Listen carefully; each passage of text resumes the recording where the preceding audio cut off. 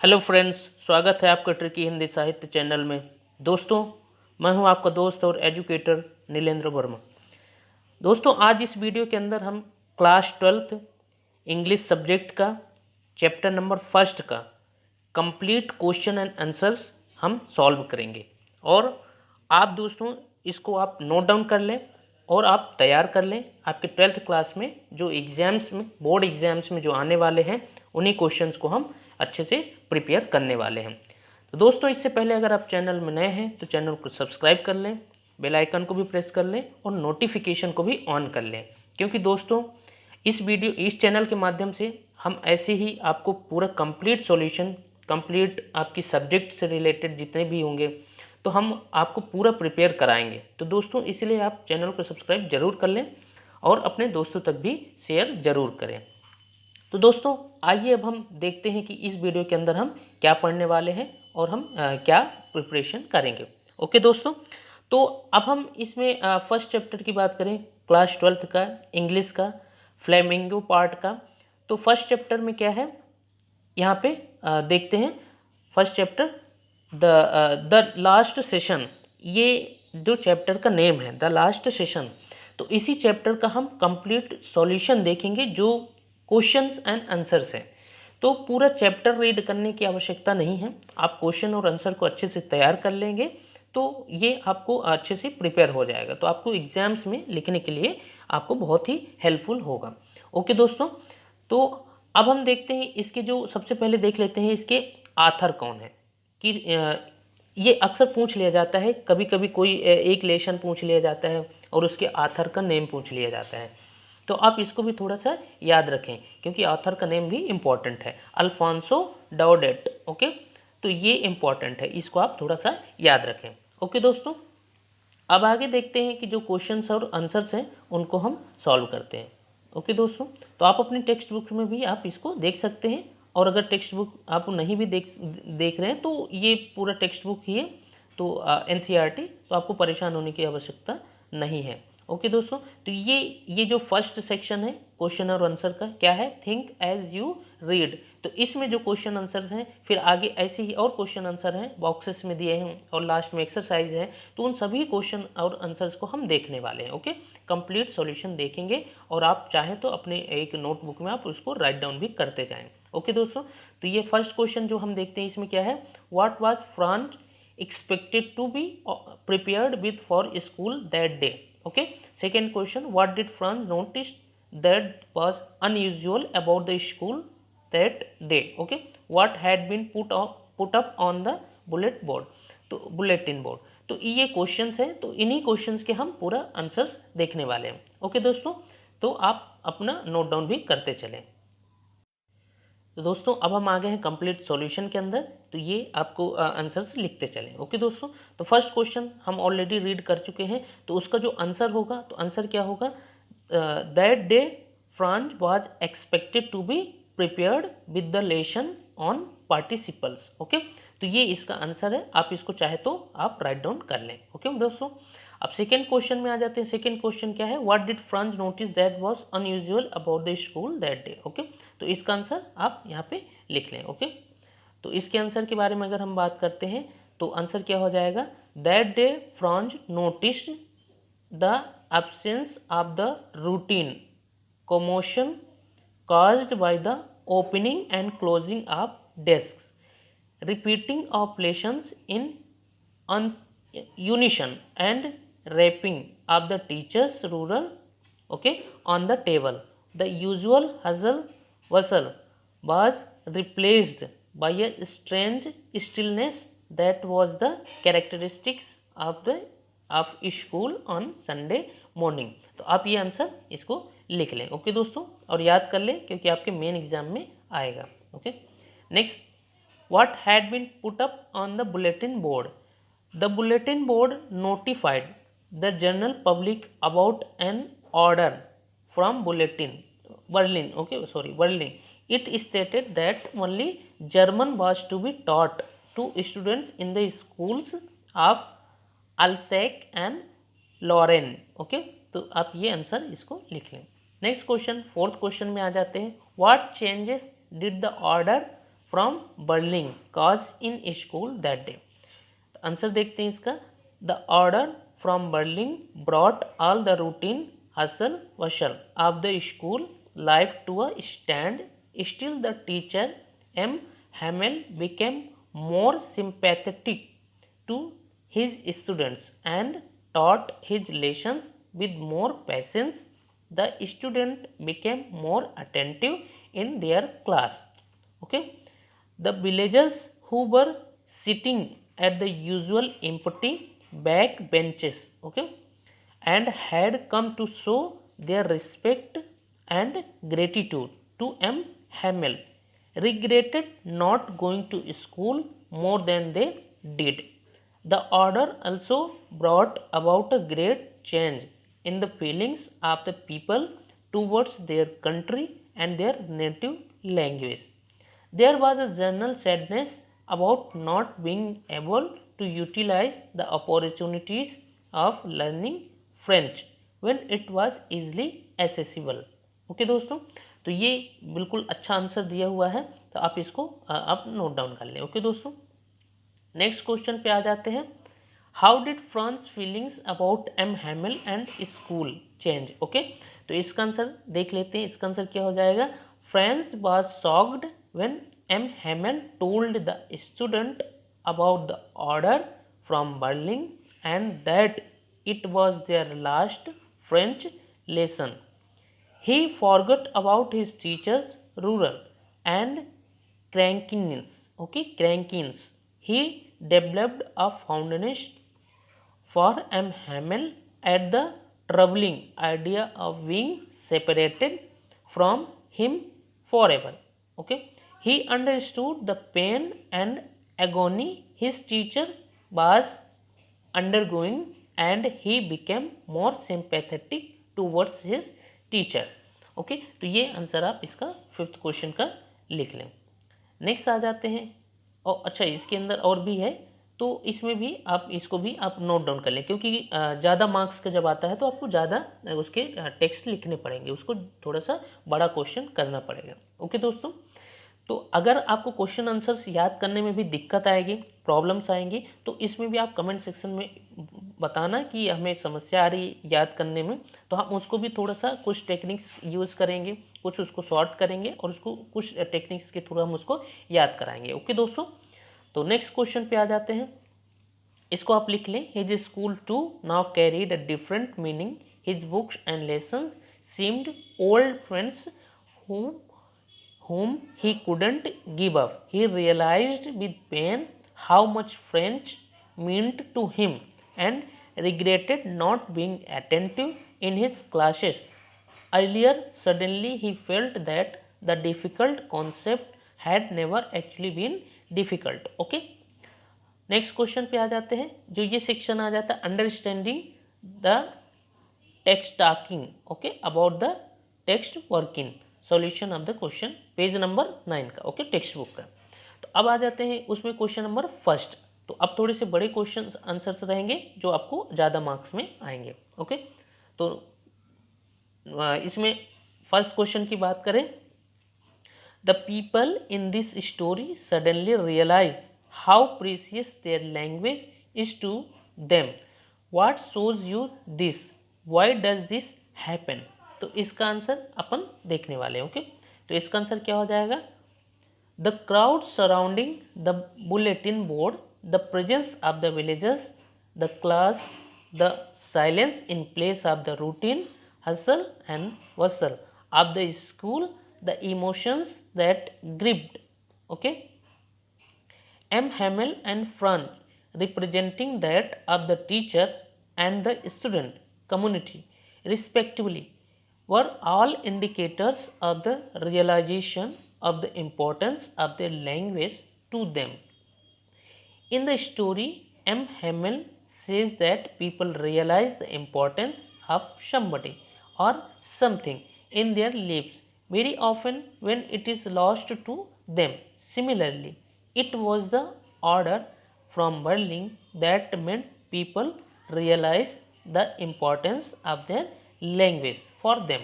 Okay, तो इसका बहुत ही अच्छा आंसर दिया हुआ है, बिल्कुल क्रिप्स दिया हुआ. तो आप ये आंसर प्रिपेयर कर लें। ओके दोस्तों, फिर नेक्स्ट आ जाते हैं नेक्स्ट क्वेश्चन पे। ये question, when a people are enslaved as long as they hold fast to their language, it is as if they had the key to their prison. Can you think of examples in history where a conquered people had their language taken away from them or had a language imposed on them?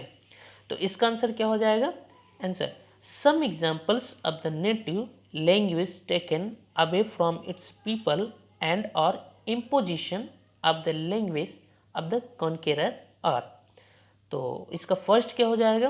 Portuguese becoming the lingua franca of Angola. Okay, next, English imposed on the various Celtic peoples, Spanish imposed on the Basques and the Catalans, okay, Turkish imposed on the Kurds। तो ये आप answer इसका note down कर लें। और यहाँ पे जो इम्पोर्टेंट है, ये बहुत ही अच्छा यहाँ पे पॉइंट दिए हुए हैं, तो आप इसी तरह से पॉइंट में भी लिखेंगे तो बहुत अच्छा मार्क्स मिलेगा।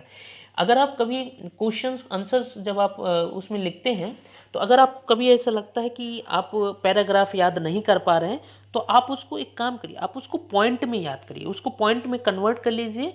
किसी भी आंसर्स को पॉइंट में, एक अच्छे सेंटेंस में उसको कन्वर्ट कर लीजिए पॉइंट में, फिर आप उसको आंसर लिख देंगे पॉइंट में, तो वो भी बहुत अच्छा इम्पैक्ट पड़ता है। तो आप इस तरह से भी प्रिपेयर कर सकते हैं। तो अगर आपको दिक्कत आएगी तो हम इसको भी हम बताएंगे, आपको बताएंगे। ओके, तो अब आगे देखते हैं।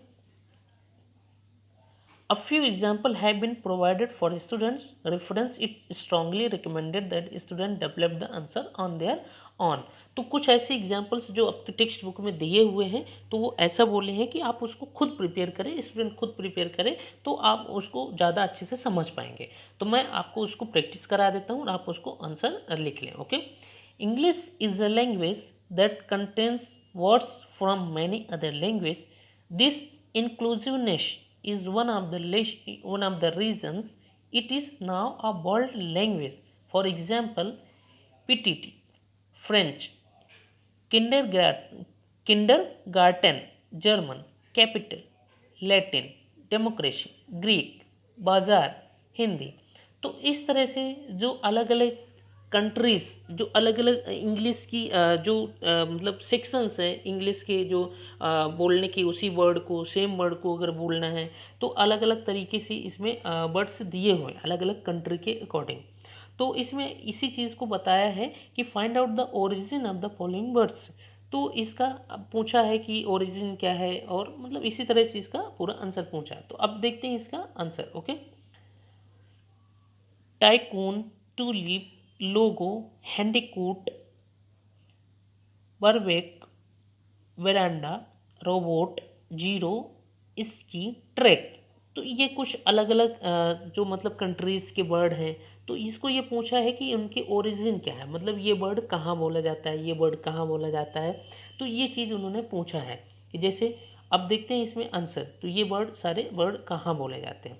तो जैसे टाइकून, टाइकून कहाँ है, जैपनीज़ वर्ड है। तो इसी तरह से आपको फाइंड आउट करने के लिए पूछ सकता है। आपको क्वेश्चन जब भी आप ऑब्जेक्टिव में भी पूछा जा सकता है, और आपको इसी तरह से भी पूछा जा सकता है। तो आप इसको ज़रूर प्रिपेयर कर लें। तो अगर टाइकून की बात करें तो जैपनीज़ वर्ड है, टूलिप की बात करें फ्रेंच वर्ड है, लोगो ग्रीक वर्ड, हैंडीकूट तेलुगु। ओके, तो इस तरह से ये अलग अलग रीजन्स के जो वर्ड हैं ये बोले जाते हैं। ओके, बारबेक्यू स्पेनिश, बेरांडा तो Hindi. Okay, robot, Czech, okay see, zero Italian, ski Norwegian, trek Dutch. Okay, Dutch. तो इस तरह से इन वर्ड को आप सेपरेट आउट कर सकते हैं, जो इम्पोर्टेंट है, तो आप इनको भी ध्यान रखें। ओके, फिर नेक्स्ट क्वेश्चन पे आ जाते हैं। Franz thinks will they make them sing in German even the pigeons. Okay, pigeons, what could this means, there could be more than one answer. Okay, तो इसका आंसर क्या हो जाएगा, फोर्थ क्वेश्चन का आंसर अपन देखते हैं। ओके, तो अब जैसे ये पैराग्राफ में है, तो इसको पैराग्राफ में ना करके इसको पॉइंट में भी कर सकते हैं। पॉइंट में इसी में आपको मैं बता देता हूँ। ओके, तो अगर हम देखते हैं इसमें, language is inherent to culture and identity. तो अब ये जैसे एक पूरा अच्छा सेंटेंस दिया हुआ है तो आप इसको पहला पॉइंट मान सकते हैं। ओके, पॉइंट में लिख दिया तो बहुत अच्छा रहेगा। फिर नेक्स्ट आता है, the authority of human beings is restricted only to false boundaries that can be controlled. तो ये क्या हो जाएगा यहाँ पे सेकंड पॉइंट। तो बढ़िया, यहाँ पे सेकंड, फर्स्ट पॉइंट लिखा, ये सेकंड पॉइंट लिखा, तो बहुत ही अच्छा आपका मतलब पैटर्न हो सकता है आंसर का। ओके, फिर देखते हैं आगे क्या लिखा है, nature and other things can't be governed by some superficial laws of the willful people by taking the reference of making the pigeons learn German. The author is pointing to this very constraint. तो इस तरह से आप इसको आप अलग अलग point में इसको जहाँ भी पॉइंट है उसको आप पॉइंट बना ले, 1 2 3 इस तरह से, तो बहुत अच्छा ये पैटर्न आंसर का हो जाता है। ओके, तो अब इसमें और में दिया है, जो और में भी क्वेश्चन है तो उसका भी आप आंसर यहाँ पे लिख सकते हैं। This sentence could possibly mean that however hard the authorities try to embed German language in the culture of Alsace and Lorraine, the natural status of French for them will remain unchanged. French flows in the air, and the entire place is imbued with its effect. Even though they train students in German, the basic mode of communication would remain unchanged, like the cooing of the pigeons. तो ये इसका और में जो question था उसका answer था। Okay, फिर नेक्स्ट आ जाते हैं नेक्स्ट क्वेश्चन पे, what happens to a linguistic minority in a state, how do you think they can keep their language alive, for example. तो दोस्तों वीडियो थोड़ा सा लंबा हो सकता है, मैं चाहता हूँ कि एक ही वीडियो के अंदर ये पूरा कंप्लीट सॉल्यूशन आपको दे दें, तो आप दूसरे वीडियो के लिए आप परेशान ना हो। ओके, तो इसलिए थोड़ा सा लंबा हो सकता है, तो आप वीडियो को जरूर अंत तक जरूर देखें। ओके, फिर देखते हैं next, what happens to linguistic minority in a state, how do you think they can keep their language alive, for example।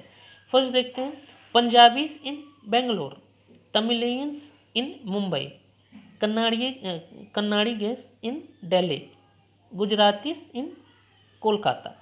तो अब इसमें what happens to linguistic minority in state, तो अब इसमें देखते हैं लिंग्विस्टिक माइनॉरिटी के माइनॉरिटी के बीच में जो आंसर पूछा है, तो इसका आंसर क्या हो जाएगा, देखते हैं, a linguistic minority in a state does not have much liberty to exercise linguistic skills as the natives of the state, they initially try to learn the jargons in order to cope with the day-to-day life activities, and finally begins to understand the native language with the regular interaction at the workplace and educational organizations.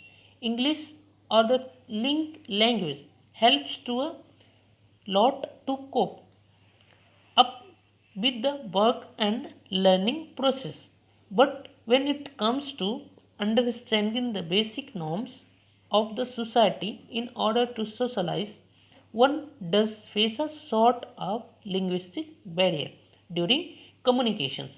तो क्या बोला इन्होंने कि linguistic जो अब जैसे अलग अलग जो माइनॉरिटी, जैसे अलग अलग जो रिलीजन्स होते हैं उनकी अलग अलग लैंग्वेज होती है, तो उसमें क्या होता है कि अगर वो अपनी लैंग्वेज नहीं सीखते तो वो अपने सोसाइटी के अंदर उनको बहुत ही प्रॉब्लम आती है, क्योंकि हर कोई उनकी सोसाइटी के अंदर वो लैंग्वेज बोल रहा होगा लेकिन वो नहीं समझ पाए, तो इस तरह से उनकी कम्युनिकेशन में थोड़ा सा बैरियर आता है।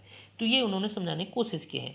To keep their language alive, the linguistic minorities can form small communities where they can celebrate their festivals as per their traditions.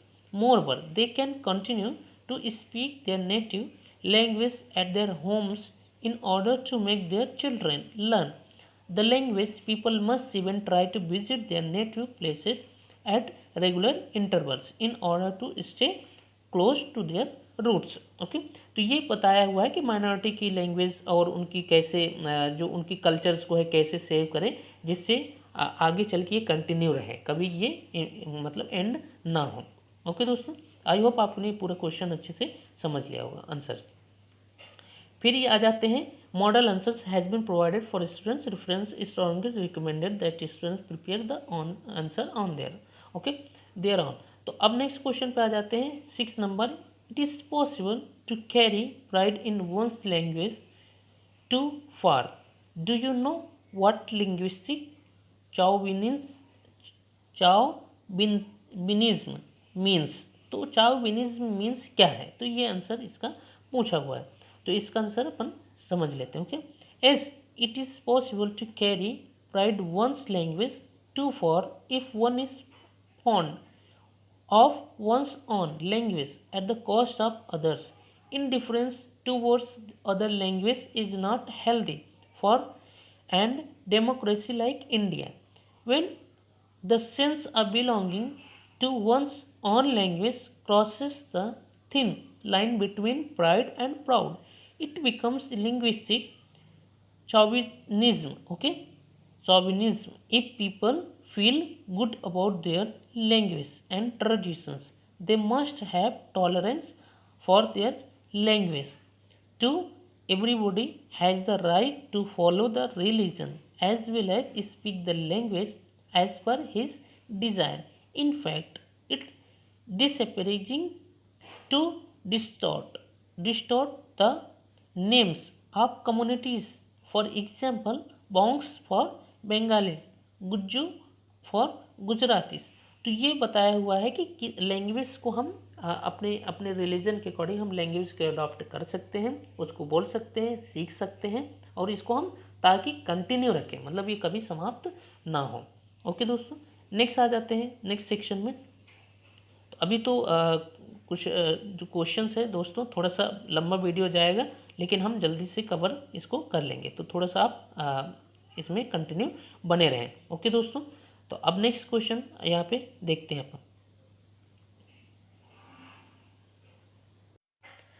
तो दोस्तों इस क्वेश्चन के अंदर क्या दिया हुआ है कि क्वेश्चन में एक पूरा पैराग्राफ दिया हुआ है और इस पैराग्राफ में आपको जो ऐसे सेंटेंसेस को निकालने हैं जो थर्ड फॉर्म में हो. थर्ड मतलब ऐसा पास्ट में हो, पास्ट के थर्ड फॉर्म में हो. मीन्स क्या कि जो पास्ट में हो चुका है उन ऐसे वर्ड्स को फाइंड आउट करके लिखना है. ओके दोस्तों, तो इसमें हम आप क्वेश्चन अपने टेक्स्ट बुक्स में आप देख सकते हैं. ये question number page number 10 question number first, read this sentence. Okay, तो ये आप उसमें रीड कर लें, हम इसका कंप्लीट आंसर बता देते हैं. ओके दोस्तों, तो अब जो थर्ड फॉर्म में कैसे, I had counted on the commotion. तो यहाँ पे क्या रहेगा, हैड आएगा और हैड के साथ साथ थर्ड फॉर्म रहेगा किसका, एक्शन का. तो इस तरह से आप सेंटेंसेस को लिख लें. तो एक सेंटेंस ये फर्स्ट ये सेंटेंस, फिर सेकेंड, थर्ड, फोर्थ, फिफ्थ, तो जितने भी सेंटेंसेस पूछता है तो आप उसको लिख लें. ओके, तो आप इसको थोड़ा सा प्रिपेयर कर लेंगे तो आप इसको देखकर भी निकाल लेंगे कि थर्ड फॉर्म में जैसे ही रहेगा तो आप उसी को आंसर निकाल लेना. ओके, तो उसका आंसर लिख लेना. ओके दोस्तों, तो ये फर्स्ट है, ये सेकेंड, थर्ड, इसको आप लिख लें. तो मैं इसका कंप्लीट इसको रीड नहीं करूँगा, आप इसको लिख लें. ओके दोस्तों, और वीडियो को पॉज करें, रोकें और इसको अच्छे से लिख लें, फिर हम आगे बढ़ते हैं. ओके दोस्तों, नेक्स्ट आ जाते हैं. अब इसमें क्या दिया हुआ है क्वेश्चंस में, notice the underlined words in this sentences and tick the option that best explains there meanings. तो अब क्या है, एक सेंटेंस दिया रहेगा, उसमें रिक्त स्थान दिया रहेगा, फिर उसमें 4 ऑप्शंस रहेंगे, 4 3 जो भी रहेंगे, तो उसमें से आपको एक करेक्ट वर्ड पिक करना है, तो उसमें कौन सा सही होगा. ओके दोस्तों, तो अब इसमें आ जाते हैं. इसमें फर्स्ट में देखते हैं, what thunder call, thunder clap, these words were to be mail, the words were. तो इसका आंसर क्या हो जाएगा, फर्स्ट का आंसर इसमें स्टार्टिंग एंड अनएक्सपेक्टेड. ओके, तो इसका आंसर हो जाएगा फर्स्ट का. ओके, फिर सेकेंड में आ जाते हैं, तो इसका आंसर क्या हो जाएगा, सेकेंड. ओके, फिर नेक्स्ट आ जाते हैं, इसका आंसर क्या हो जाएगा, सेकेंड बी क्वेश्चन का. तो इसका आंसर आप इसमें लिख लें, क्या हो जाएगा, are attached to their language. Okay, तो ये इसका आंसर हो जाएगा. फिर नेक्स्ट पे आ जाते हैं, सी क्वेश्चन नंबर, मतलब सी में, don't go too fast, you will get your school in plenty of time, you will get to your school. तो अब इसमें क्या है, आपको जो इसके जो खाली स्थान में है तो इसमें आपको फिल करना है। तो क्या हो जाएगा, टू अर्ली, इसका आंसर हो जाएगा too early. Okay, I never saw him look so tall, M Hamel, तो इसका आंसर क्या हो जाएगा, इसका answer seemed very confident. Okay, तो आई होप आपको ये पूरे आंसर्स मिल गए होंगे। अर्ली एनफ, एक छूट गया है शायद कोई क्वेश्चन। ओके,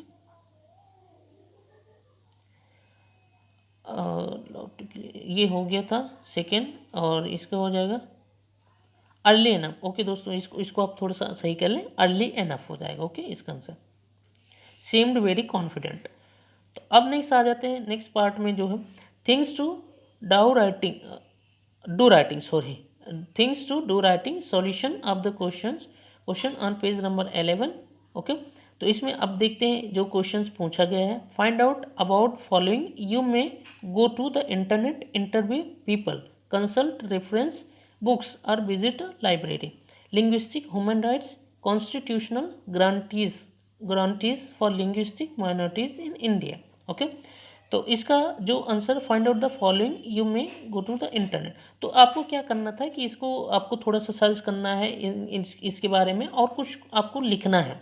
तो ये उसको आपको क्वेश्चन इस तरह से इसमें पूछा गया। ओके, तो अब इसमें क्या है, आपको खुद से प्रिपेयर करना है। This question is to be answered on the basis of students on understanding and the research done by them. It is strongly recommended that students prepare answers on their. तो इसका क्या है, तो आपको थोड़ा सा इसमें आपको क्या करना है, आपको खुद सर्च करना है। लिंग्विस्टिक ह्यूमन राइट्स में आपको प्रिपेयर करना है, constitutional guarantees for linguistic minorities, तो इसको आप प्रिपेयर करें। आप खुद से भी थोड़ा इंटरनेट में सर्च करें, उसमें आप आंसर्स प्रिपेयर करें।